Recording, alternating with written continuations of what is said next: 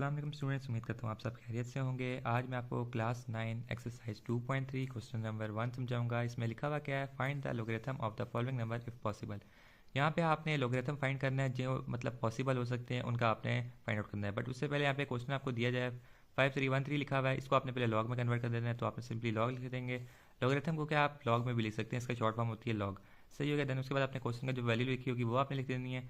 And उसके बाद आपने क्या करना है कि इसमें मैं आपको एक चीज़ बताना चाहूँगा कि इसका बेसिक कॉन्सेप्ट है वो आपने पहले यहाँ पे पढ़ लेना है। मतलब आपको मैं समझाऊंगा, आपने ये अपने जहन में 4 पॉइंट रख लेने हैं एंड उसके बाद आपने क्वेश्चन सॉल्व कर देना है। वैसे तो कैलकुलेटर से भी हो सकता है, बट आपने कैलकुलेटर की मदद से नहीं करना, आपने इन 4 स्टेप की वजह से करना है। तो सबसे पहले क्या लिखा हुआ है कि रेफरेंस पोजीशन। रेफरेंस पोजीशन होती क्या है वो मैं आपको पहले समझाऊंगा, देन उसके बाद बाकी स्टेप समझाऊंगा। तो रेफरेंस पोजीशन होती क्या है मैं आपको पहले समझा देता हूँ। तो सबसे पहले आपने लॉग लिख दिया, देन उसके बाद ये आपने क्वेश्चन लिख दिया जो आपका क्वेश्चन था। उसके बाद आपने रेफरेंस कैसे फाइंड करेंगे।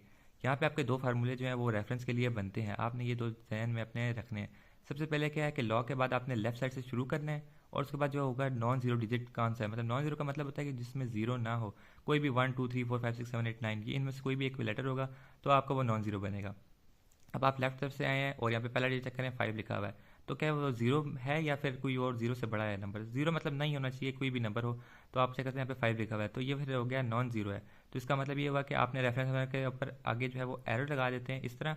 और ये आखिर में जो मैंने डॉट लगाया हुआ है इसका क्या मतलब है, जब कोई भी मतलब आप चेक कर सकते हैं कि डॉट कहीं भी नहीं डला हुआ, तो उसका मतलब ये होता है कि आपका डॉट जो है वो आखिर में राइट साइड पे होता है। उसके बाद आपने यहाँ पे इसके दूसरा हम स्टेप पढ़ लेते हैं। इसमें दूसरे स्टेप में क्या लिखा हुआ है, दूसरा स्टेप है करेक्टरिस्टिक। ये तो आपका पॉजिटिव होगा या फिर नेगेटिव होगा, ये मैं आपको आगे चल के समझाऊंगा। अभी समझाता हूँ कि अभी इस सिचुएशन में क्या बनेगा, आपका पॉजिटिव बनेगा या नेगेटिव बनेगा। तो यहाँ पे आप चेक कर सकते हैं पॉइंट इस जगह पे। तो पॉइंट और रेफरेंस के दरमियान कितने आपके डिजिट आ रहे हैं, 1 2 3, ये 3 लिखे हुए हैं। तो आपका करेक्टरिस्टिक जो है वो करेक्टरिस्टिक को हम लिख सकते हैं शॉर्ट फॉर्म में CH, उसको आपने 3 लिख देना है। एंड उसके बाद मैंने यहाँ पे मेंशन भी कर दिया कि 1 2 3 या इस तरह 1 2 3 करें या उस तरह 1 2 3 करें, बात सेम ही रहती है। अब उसके बाद आपने क्या फाइंड करना है, फाइंड आपने करना है मैंटीसा। मैंटीसा आपका पॉजिटिव हमेशा होगा और वो हमेशा 1 से छोटा होगा, ऑलवेज लेस देन 1, मतलब 1 से छोटा होगा। वो मैं आपको आगे चल के समझाऊंगा मैंटीसा निकालते हैं किस तरह और ये छोटा किस तरह होगा 1 से। अब बात कर लें कि मैंटीसा आपने किस तरह निकालना है, इसके लिए आपको टेबल ऑफ लोगरिथम का पता होना चाहिए, वो आपकी बुक में एंड में आपको मिल जाएगा। तो सबसे पहले आपको मैं एक चीज़ बता देता हूँ, जैसे कि आप देख सकते हैं ये आपका क्वेश्चन लिखा हुआ था 5313। तो स्टार्टिंग में आपका जो है 53, ये जो भी आपका लिखा होगा तो 2 डिजिट आपको मिलेंगे, वो आपका बनेगा जो भी नंबर होगा। अभी इस सिचुएशन में 53 लिखा हुआ है, तो आपने स्टार्टिंग के जो टेबल के इस साइड पे मैं आपको बता रहा हूँ ये वाली जो पॉइंट जो है वो आपका स्टार्टिंग पॉइंट है। उसके बाद बात कर लें ये जो 1 लिखा हुआ है, ये 1 आपको किस तरह पता लगेगा। ये 1 आपको मैं आप दिखा रहा हूँ इस जगह पे।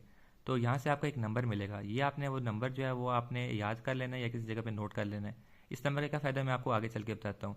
बट उसके बाद बात कर लें अब ये लास्ट डिजिट जो है वो 3, ये जो लिखा हुआ है इसका मकसद क्या है ये मैं आपको आगे चल के बताता हूँ। कि ये देखें, ये इस जगह पे जो पॉइंट पे जो नंबर लिखा हुआ है, आपने जो है ना ये 53 जो है ये आपने पहले नोट कर लेना है। उसके बाद आपने ये वाले नंबर और ये वाला नंबर, ये दोनों नंबर अलग अलग हैं एक दूसरे से और इनसे भी एक वैल्यू आने स्टार्ट हो जाएगी।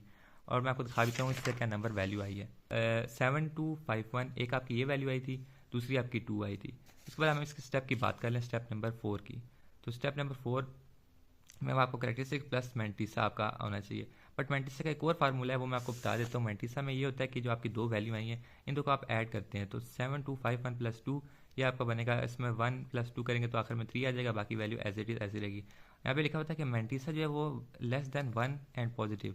मतलब यहाँ पे तो देखें आप 7000 आ रहा है, तो ये लेस देन 1 कैसे हो सकता है। तो लेस देन 1 के लिए आपको अपना करना पड़ेगा, स्टार्टिंग में इसके पॉइंट लगाना पड़ेगा इस वैल्यू के, तो आप ये जो है वो लेस देन बन जाएगा। और 0.725 ये भी लिख सकते हैं या पॉइंट लगा के ये भी आप लिख सकते हैं। अब बात कर लें 4 स्टेप की, ये आपने याद कर लेना है कि log equal to characteristic plus mantissa, ये इसके इक्वल होता है। तो मैं आपको दिखा दूँगा मैंने किस तरह किया है।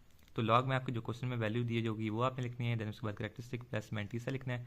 करेक्टरिस्टिक आपका 3 आया था, आप पीछे चेक करके वीडियो चेक कर सकते हैं कि आपका करेक्टरिस्टिक कैसे पता लगता है, वो मैंने आपको बताया हुआ है कि रेफरेंस नंबर और बाकी जो दूसरा आपका पॉइंट्स वाला डिजिट होता है उससे आपको पता लगता है आपका करेक्टरिस्टिक। और मैंटीसा आपको मैंने बता दिया कि ये मेथड है, इनके जरिए आप मैंटीसा निकाल पाएंगे। इसके बाद आपने इनको प्लस करना है और आपके यहाँ पे इसका आंसर आ जाएगा।